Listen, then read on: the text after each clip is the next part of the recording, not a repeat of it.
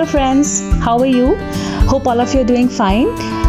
Okay, so today I'm really excited to share this video with you, and what really motivates me this to do so is this stunning beautiful morning glory vine or creeper in my balcony. I mean, just look at it.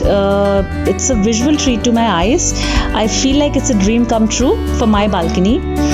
Guys, believe me, I think this plant should be a part of every balcony for two reasons. Number one, it looks uncompromised, and number two, it is an extremely fast growing creeper, very hardy plant, easy to grow and extremely low maintenance.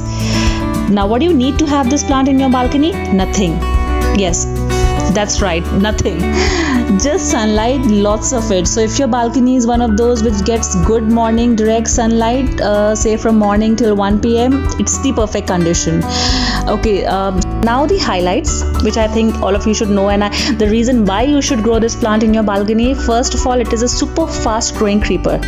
Just make sure the pot is of good size. When I say good size, means 16 inches to 18 inches dia, or if you have more space, maybe more than that.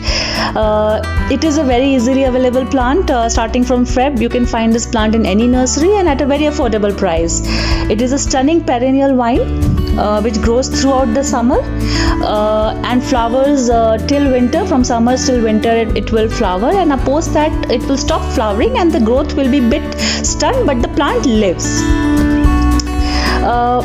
If you can give it a trellis to grow, the whole wall can become a visual treat, or it can easily pick up on your balcony railings, and you can see how a single plant can turn around the look of your balcony.